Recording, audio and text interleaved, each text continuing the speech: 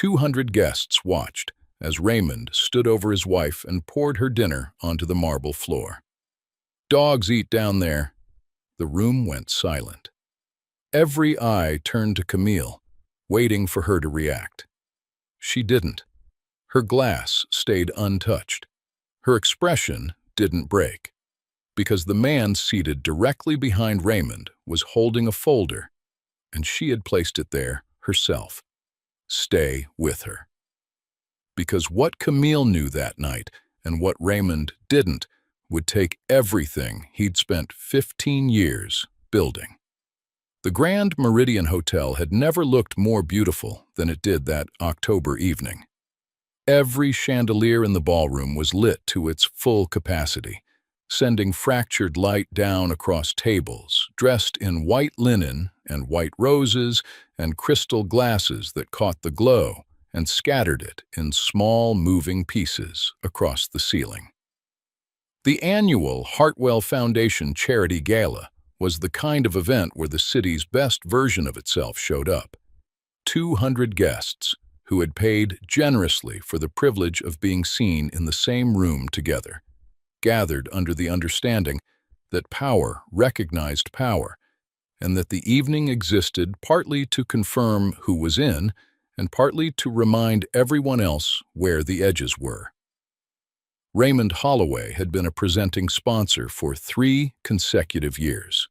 He liked that. He liked the way the event program listed his company's name near the top of the sponsor page. Liked the handshakes at the entrance when the foundation director greeted him by name.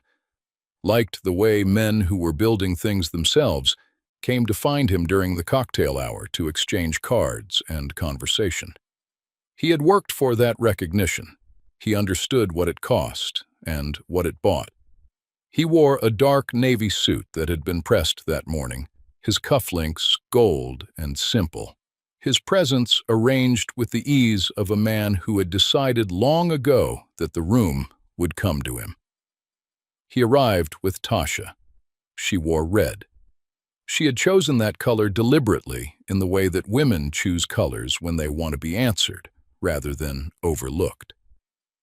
She moved through the entrance with the kind of ease that borrowed from his confidence, one hand brushing his arm with a familiarity she had stopped hiding months ago.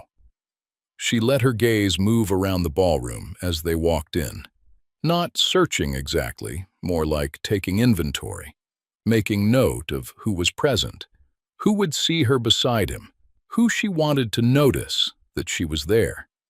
People noticed. Camille had arrived 30 minutes before Raymond. She had not told him she was attending. She had simply put on her black dress, the one she had bought 6 weeks earlier from a boutique downtown, and hung in the back of the closet for exactly this evening. She had done her hair the way she did it when she wanted to feel like herself and not like an appendage. And before she left the house, she had stood at the bathroom mirror and clasped the thin gold bracelet around her left wrist, the one she had purchased on a quiet Tuesday 3 months earlier, the one with a single word engraved on the inside face where only she could feel it. The word was enough. She had found it at a jewelry counter almost by accident. She had been at a coffee shop that afternoon with a bank statement open in front of her, a document that had taken her 2 weeks to obtain and another 2 weeks to fully understand. The numbers confirmed what the rest of her evidence had been building toward. She had sat with it for a long time, drinking coffee that had gone cold, running the arithmetic in her head until there was nothing left to recheck. Then she had closed the folder, left a tip on the table, and walked toward the exit. The jewelry case was near the door. She stopped. She looked at the bracelet for maybe 15 seconds. She pointed to it. The woman behind the counter took it out, and Camille read the word on the inside and paid without negotiating. She wore it every day after that. She wore it as a reminder that she had already arrived at the decision, that the only thing left was the when and the how. Tonight was the when, and the how was already seated at the table, directly behind where Raymond would be eating his dinner. Ellis Beaumont was a forensic financial attorney who had spent 22 years making sense of money trails that other people had worked hard to obscure. He was meticulous, unhurried, and quietly devastating in the way that people who do not need to perform their authority are always quietly devastating. Camille had been given his name by a woman in her professional network, a woman who had been through something similar 2 years earlier and had come out the other side with her dignity and her assets intact. That woman had looked Camille in the eye and said, "Get Ellis."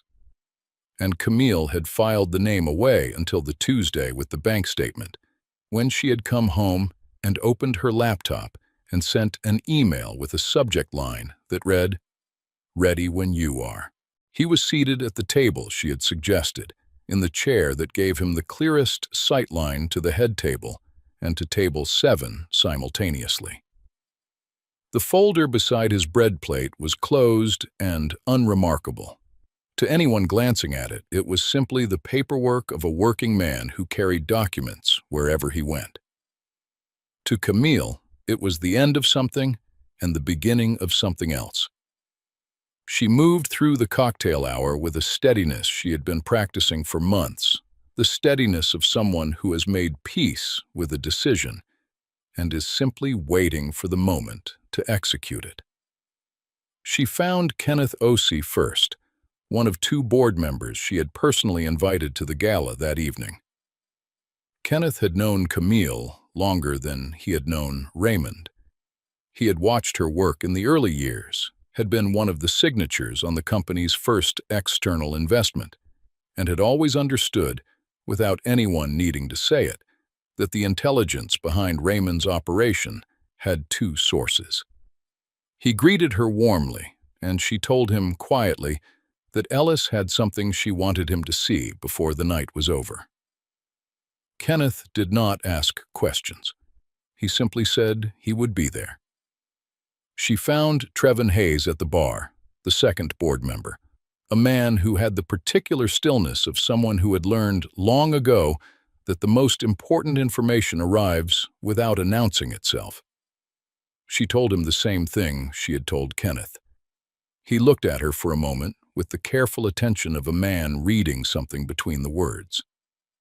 Then he nodded. She found Dante Williams near the appetizer table. He was a journalist who covered business and community affairs for a regional publication, a man she had met once at a non-profit event, and whose card she had kept because something about the directness of his questions had told her he was someone who cared about getting things right. She had reached out to him 2 weeks before the gala, told him only that something was going to happen that he would want to witness firsthand. He had come. He stood now with a glass of sparkling water and the patient attentiveness of a man who had learned to be in rooms and wait. By the time Raymond arrived with Tasha on his arm, Camille was in the middle of a conversation with Kenneth's wife about a renovation project that was genuinely interesting, and that Camille responded to with complete and real attention, because the ability to be fully present in a conversation, even when you are carrying something significant, is a discipline, and Camille had always been disciplined. She felt Raymond's attention land on her from across the room. She did not return it. She finished her thought about load-bearing walls and original hardwood, and smiled at the story Kenneth's wife told about the contractor they had finally trusted. Later, she learned from someone who had been standing nearby that Raymond had said something to Tasha when he noticed Camille, that Tasha had looked across the room and let a slow, dismissive expression move across her face, barely visible, but not invisible. A small performance of contempt that 2 people standing close to Raymond saw and did not find amusing. During the appetizers, Warren Tibbs, a senior board member who had known Camille since before Raymond's company existed in any formal sense, who had watched her grow from a woman with a sharp mind and borrowed capital into something that deserved considerably more credit than it had received, crossed the room and greeted her with both hands extended. He stayed for nearly 12 minutes. He asked about her clients, her plans, her new office. He was not performing anything. He simply knew where the intelligence in certain rooms actually lived. Raymond watched that exchange from across the ballroom. Something moved behind his eyes that he would not have been able to name. He turned back to Tasha.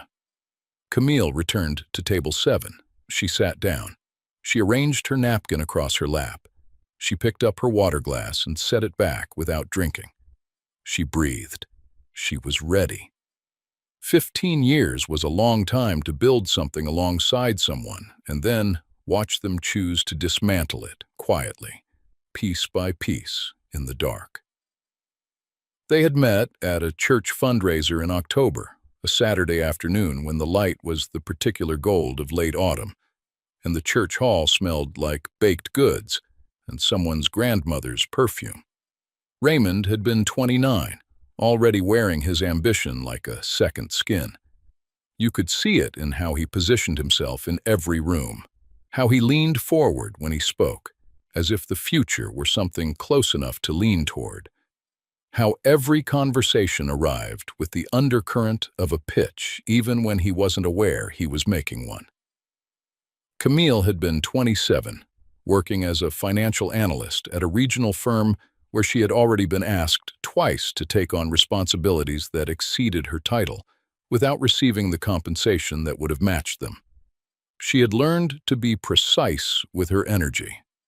She did not impress easily. Raymond had sat down across from her at a volunteer sign-in table and asked her, without preamble or performance, what she thought the church could actually do differently with its community development fund. She had told him. She had been specific and direct and entirely unconcerned with whether it was the answer he was hoping for. He had pulled a small notebook from his jacket pocket and written down what she said, word for word, pausing once to ask her to repeat a number. She had been quietly undone by that detail. She thought about it for 2 weeks. They were married 18 months later in a ceremony that was genuine and small and beautiful in the way that ceremonies are beautiful when the people inside them actually mean it.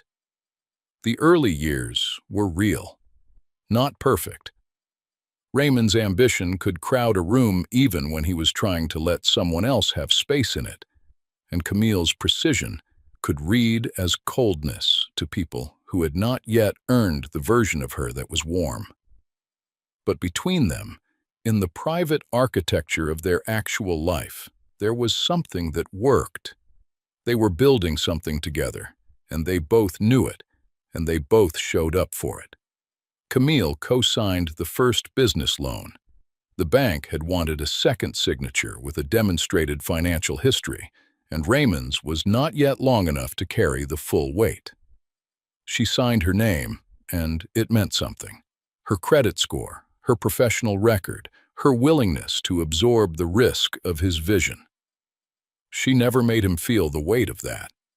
She managed the company's accounts at night after her own workday ended, sitting at the kitchen table with a glass of water and a laptop and the focused patience of someone who understood numbers the way some people understand music, not just the surface of it, but the structure beneath.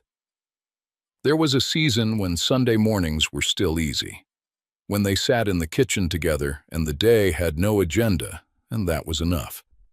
The first sign was small enough to explain. Raymond hired Tasha as his operations director about 4 years ago. He mentioned her name at dinner the evening after the hire, brief and functional, the way you mention any new employee. But the second time her name came up, and the third, Camille noticed something in the texture of it. The name had become lighter in his mouth, like it didn't cost him anything to say, like he had been saying it privately for a while already, and the sound of it had worn smooth. After that, she started noticing other things, the way you notice things once your attention has been properly organized. The calls taken in the garage with the door pulled to. Financial statements that had always arrived to the shared account, and then, without announcement, didn't. Comments at gatherings, always shaped like humor, always surrounded by other people's laughter, that repositioned Camille as peripheral, as less than, as the straight-faced woman beside the man who was going somewhere. A business trip that came back 2 days late with an explanation that was smooth and complete, and somehow too complete. A credit card statement she found by accident in a coat pocket, a hotel she had never heard Raymond mention, a restaurant in a city she hadn't known he'd visited, dates from a weekend she had spent alone at home. She said nothing. She began a folder. One Tuesday morning, without drama, she walked into a bank branch across town from their usual institution and opened a personal account. She arranged a small monthly transfer that would not register against the larger movement of their household finances, a number so unremarkable that a man who had stopped paying attention to what she was doing would never pause at it. She told herself it was sensible. She told herself it was just practical. She put the account information in the same folder and closed it in her desk drawer and went to work. She would understand later that the part of her that opened that account already knew exactly what it was doing. She found the second phone on a Wednesday afternoon in February. Raymond had left a suit for dry cleaning and dropped the receipt on the kitchen counter. She picked it up to move it, noticed the suit jacket was still hanging on the hook by the door rather than bagged, and checked the pockets before taking it in herself. Her fingers found the phone in the inside breast pocket, a different model from the one he used daily, smaller, the kind of device whose entire purpose was its invisibility. She did not turn it on. She did not unlock it. She held it in her palm for a moment with the stillness of someone who already understands a thing before naming it, and then she turned it slightly so that the screen caught the light from the kitchen window. There was a message notification on the locked screen. The name above it was Tasha. The preview showed 3 words before the display cut. "Come through tonight." Camille placed the phone back in the breast pocket exactly as she had found it. She took one photograph of the notification on the locked screen with her own phone. She hung the jacket back on the hook. Then she stood at the kitchen window and looked at the backyard for a very long time. The grass was still winter-flattened. The oak in the corner had a branch that had come down in last month's ice storm and was still lying in the grass where it had fallen. The afternoon was completely quiet. She had the street address from Raymond's shared work calendar, listed as a site visit for a property acquisition. Unremarkable in a calendar full of unremarkable entries. That evening, after Raymond had texted that he was running late at the office, she drove to the address. The building was a condominium complex in a part of the city where everything was new and deliberately landscaped, the kind of construction that announces prosperity before you've opened the door. She parked across the street and photographed the facade, the entrance, the name of the management company on the sign near the lobby doors. Then she drove home. She did not speed. She listened to the radio. She was thinking about what she would need next. She was not going to cry. She had moved past that. What she had not anticipated was Adrian. Adrian Cole had been Camille's closest friend for 12 years. The kind of friendship built in the years before marriage, the kind that survives relocations and career changes and the slow divergence of adult lives, the kind where you still call each other first when the floor gives way. Camille called her that night because she needed to say what she had found out loud to someone before she could fully hold it herself. She told Adrienne about the phone, the address, the hotel statements she had assembled over 14 months, the shape of a story that was no longer possible to explain differently. There was a pause on the line. It was not a surprised pause. It was the pause of someone who has been carrying something and understands the moment has arrived when they cannot carry it differently. Adrienne said her name, just her name. And in the way she said it, careful and already apologetic, Camille understood something that had not been part of what she thought she knew. She asked Adrienne directly. She kept her voice level. She asked her when she had found out and what she had done with what she knew. Adrienne answered slowly, the way people answer when they are trying to construct the most forgivable version of the truth. About 14 months ago, she said, Raymond had come to her. Not confessing, but probing, asking casual questions about how Camille seemed lately, whether she had mentioned anything unusual, whether she seemed suspicious of anything. Adrienne had answered him. She had believed, she said, that she was helping everyone by keeping things stable, that she was being a bridge, that confrontation would only hurt Camille more than the careful management of the situation. She had told herself many things. She had told Raymond which conversations Camille was having, which questions she was asking, how she seemed on days when Raymond had been away. She had kept him one step ahead for over a year.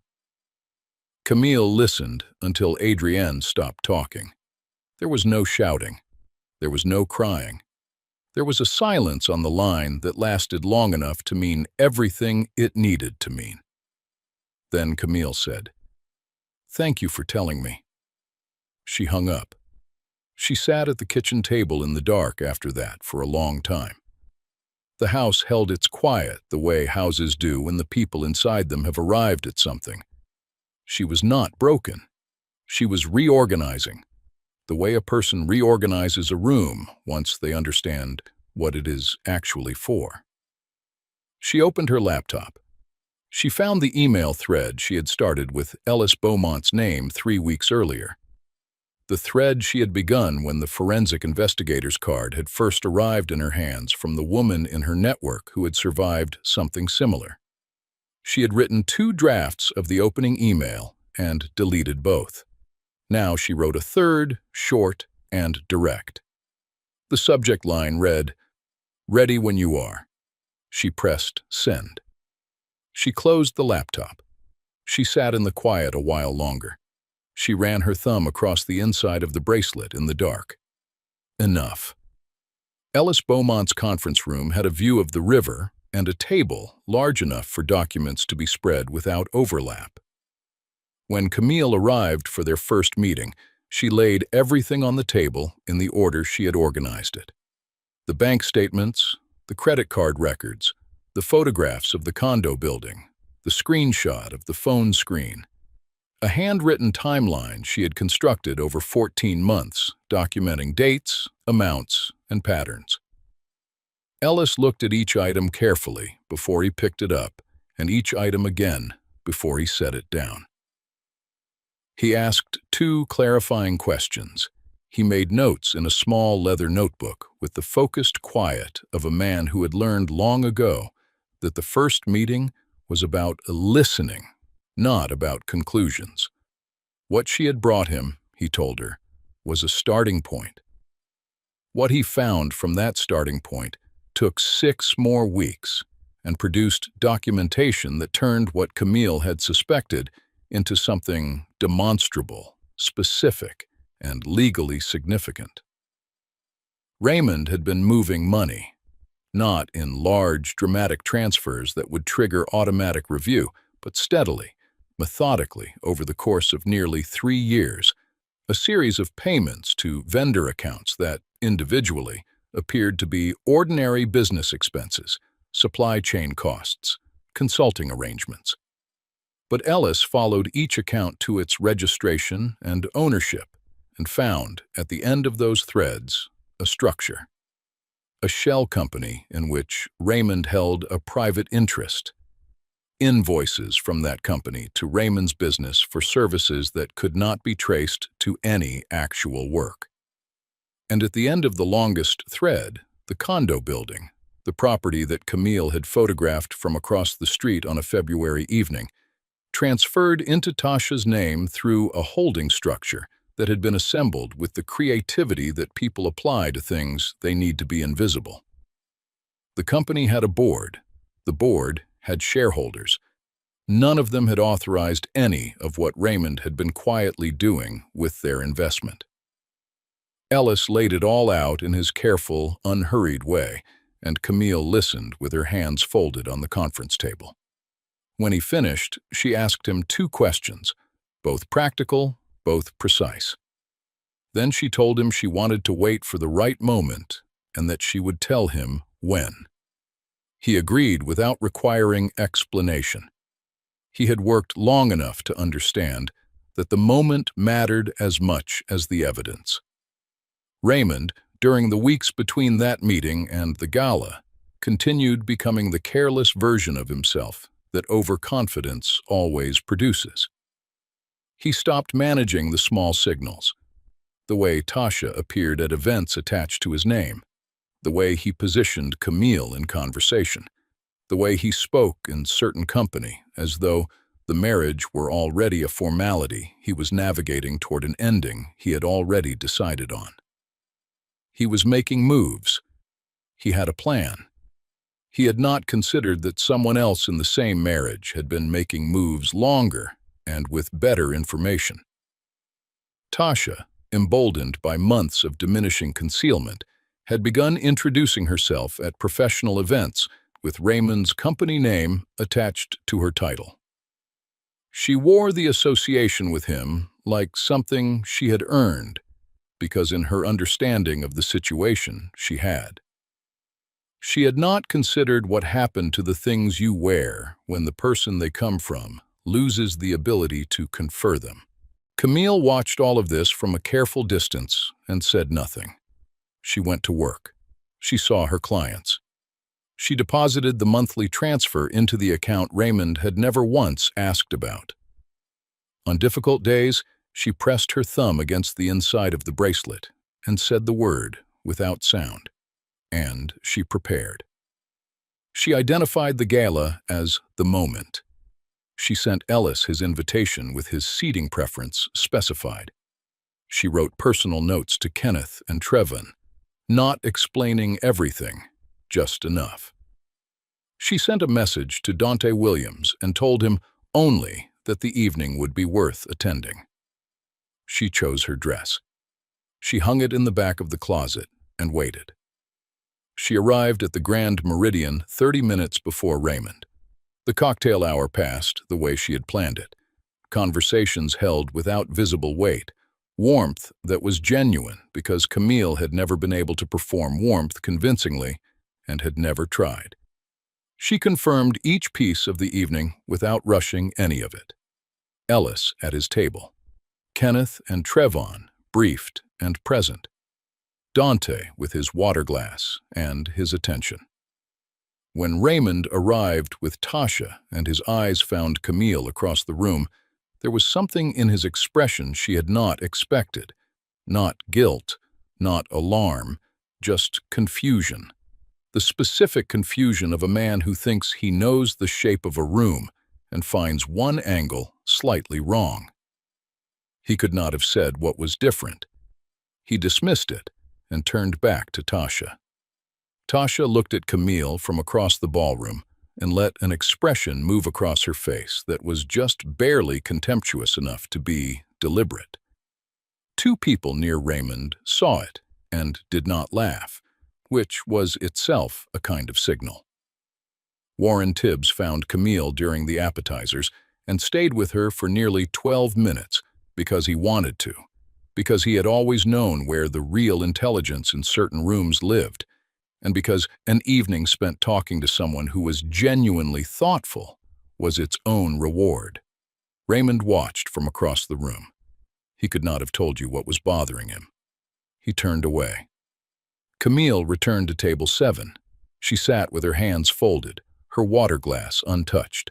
Her expression settled into the calm patience of someone who has already done everything that needed doing and is now simply present for what comes next. The room around her continued its noise. Silverware and laughter and the low music from the small band set up near the far wall. She breathed. She felt the moment shift before she saw it. She felt Raymond stand up. He crossed the ballroom without hurrying. He had the particular ease of a man who expected the room to absorb whatever he did next. A man who had not yet learned that rooms have memory and witnesses have phones, and that the confidence of impunity is its own kind of trap. He stood over Camille's chair. He reached down and lifted her dinner plate. Herb-crusted salmon, roasted vegetables, a white sauce that had cooled to its edges while she waited. He carried the plate to the floor beside her chair and set it down. He straightened up. He took his time. "Dogs eat down there," he said, every word separate and clear. "Not with men building something." From the head table, Tasha let a slow smile open across her face. She held it there, making sure it was visible, making sure it meant something. She did not look away from Camille. The table around Camille went absolutely still. A woman to her left drew breath in a sharp, audible pull. A man across the table set his fork against his plate with a sound that carried. Someone behind her pushed their chair back. Camille raised one hand, just slightly below the table's edge. The man to her left stopped. The whole radius of that table held. Camille did not look at the plate on the floor. She did not look at Raymond. She looked past him, directly and without hurry, to the table where Ellis Beaumont was seated with his charcoal suit and his folder. Ellis had opened the folder. He held it with both hands resting on the table, relaxed, unhurried, the way a man holds something he has been carrying for months and is finally about to put down. He gave her the smallest nod. She reached beneath the table with her right hand and pressed her thumb across the inside of her bracelet. The engraved word pressed back. Enough.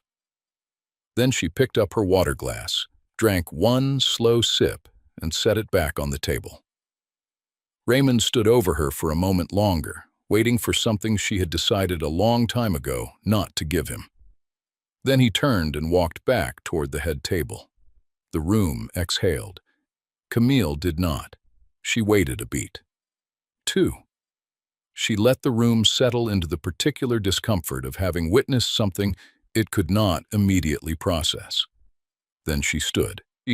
She stood the way she had practiced standing in her mind for 3 months.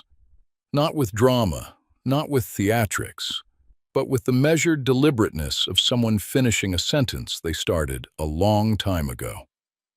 She smoothed the front of her dress with both hands. She looked toward the head table first, giving the room a moment to follow her gaze, giving Raymond a moment to see that she was standing. Then she spoke.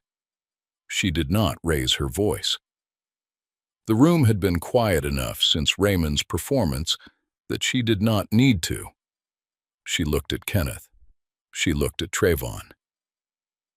"I want to make sure you both have what Ellis prepared for you before the evening goes any further," she said. Ellis stood. He crossed to Kenneth and Trevon's table and placed the open folder between them on the white linen with the careful steadiness of someone delivering something that had been prepared for months and was finally in the right hands. Inside the folder were photocopies, organized and tabbed. Bank records showing the vendor payments and the path of those payments through to accounts registered to a shell company. The articles of organization for that company showing Raymond's private interest held through a nominee. Invoices submitted to Raymond's business from the shell company, dated, itemized, untraceable to any actual service.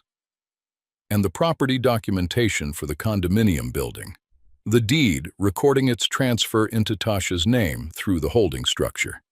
The chain of transactions that connected that property to Raymond's company's money. A summary memo from Ellis's office, 4 pages, laid out the timeline. 37 months. Documented transaction by transaction. Kenneth picked up the first page. He read it the way financial people read serious documents. Not quickly, not emotionally, with absolute focus, line by line, each number given its full weight. The room watched him read. Trevon looked up from the page he was holding. He looked at Raymond. Raymond had gone still in the specific way that people go still when they understand that the room has changed around them, and that there is nothing left to do about the change. Camille reached down to her left wrist. She unclasped the thin gold bracelet with the careful fingers of someone handling something small and significant. She held it in her palm for a moment, the engraved word against her skin for the last time, the weight of it lighter than she remembered it being when she first put it on. Then she set it on the table in front of Raymond's empty chair. She did not look at it again. She did not explain it. She looked at Tasha. Tasha had stopped smiling several seconds ago. She was reading the room the way people read rooms when they realize the walls they thought they understood have been rearranged. She looked at the folder. She looked at Ellis. She looked at Camille. And then she began to stand, slowly, with the instinct of someone whose first response to danger is movement. Trevon said, without raising his voice, without urgency, with the particular quietness of a man who does not need volume to be heard. The property is part of what's under review. You may want to stay. Tasha sat back down. Raymond opened his mouth. Nothing came out. This was the moment the room would remember. Not the plate on the floor, not the documents, not even Camille standing with that steady, unhurried voice. The moment the room would carry out of the ballroom and into the weeks and months that followed was this. A man who had spent 15 years building a reputation on the strength of his words, standing in front of 200 witnesses, with his mouth open and nothing in it. The silence in the Grand Meridian Ballroom that followed was not the uncomfortable silence that had followed the plate on the floor. That had been the silence of a room that did not know what to do. This was different. This was the silence of a room that understood exactly what it was watching and had chosen, collectively and without coordination, to let it be witnessed in full. Camille turned. She walked back to table 7. She sat down. She picked up her water glass and drank one slow sip and set it back on the table, and did not look at Raymond again. The gold bracelet sat on the white linen in front of his empty chair, that single engraved word facing the ceiling for the first time. The board met the following Tuesday. Raymond was asked to step back from operational responsibilities, while a formal financial review was conducted. The language in the letter was carefully worded, legally measured, and entirely devastating, in the way that formal language is devastating when you understand what it actually means. He had spent 15 years assembling the kind of professional reputation that makes rooms open for you, that puts your name at the top of program pages and earns you handshakes at the door of events like the Hartwell Gala. He spent the weeks after that Tuesday watching those rooms begin to close. Not loudly, not with confrontation or public condemnation. Doors close quietly when people have seen something they cannot pretend they did not see. The forensic review confirmed everything Ellis had documented. The shell company was real. The fraudulent vendor invoices were real. The property transfer into Tasha's name was real. The board had grounds, and they used them. There were conversations with legal counsel. There were conversations with investigators. The process moved with the particular inevitability of well-documented truth. Tasha, when the legal exposure arrived with her name attached to it, made her decision quickly. She had never been in this for consequence. She had been in it for access, for the lifestyle that proximity to Raymond's version of success had provided, for the feeling of being inside something that moved at a level she had wanted to reach.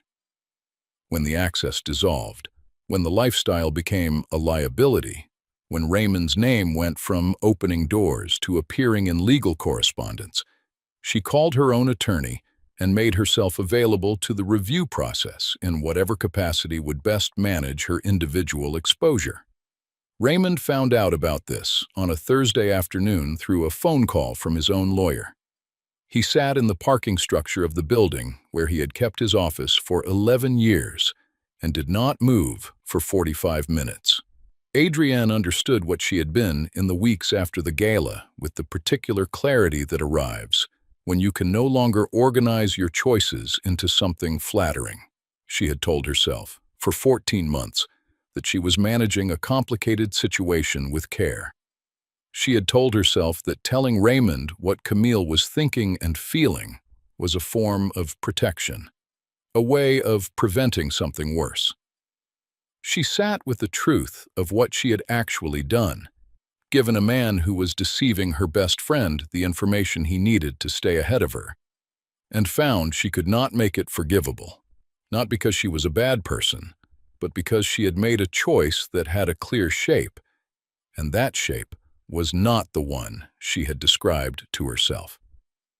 The social circle contracted, not through confrontation, not through anyone's decision to exclude her formally, but through the natural physics of relationships built on proximity to someone who is no longer present. The invitations that had come easily for 12 years, through connections that were Camille's before they were ever shared, began arriving less frequently and then not at all. Adrienne was not cast out. She was returned to exactly the size of the space she had earned on her own terms, which turned out to be smaller than she had understood while she was inside Camille's. Raymond wrote a letter and sent it through a mutual acquaintance, a college friend who delivered it with apologies borrowed from someone else's sincerity. Camille received it on a Wednesday morning while she was standing at her kitchen counter with a cup of coffee. She read it once, holding it with one hand the way you read something you already know the shape of before you start. Then she placed it in the recycling bin beneath the sink and finished her coffee and got ready for work. The divorce was handled through Ellis's office and took slightly less time than Raymond's attorney had predicted, which meant it took considerably less time than Raymond had hoped. Because the asset transfers had been conducted fraudulently, the legal structure of the settlement tilted entirely and irrevocably in Camille's direction. Raymond's counsel explored every available argument and found each one narrower than the last. The personal account Camille had opened 4 years earlier, that unremarkable, unannounced Tuesday morning decision, that small monthly transfer that Raymond had never once noticed or questioned, had grown steadily and carefully into something substantial. It was, in the legal accounting of everything, the cleanest asset in the entire proceeding. He had never thought to ask about it.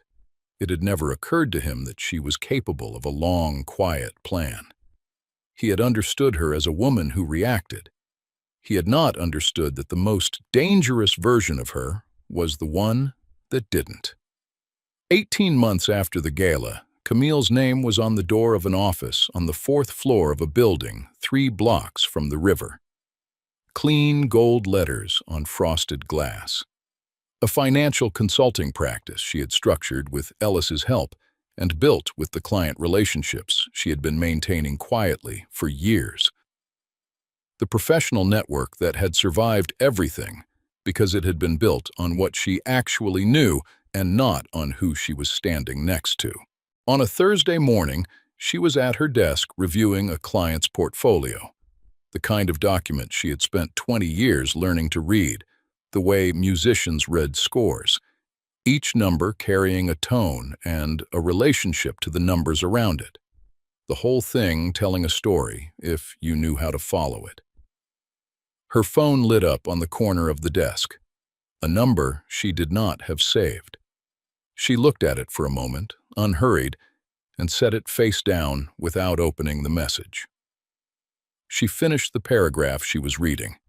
Through the glass door of her office, she could see her assistant, Priya, lift one hand with the easy signal that meant the 10 o'clock had arrived. Camille gathered the portfolio folder, capped her pen, and placed it parallel to the edge of her desk, the way she always did when she was transitioning from one thing to the next.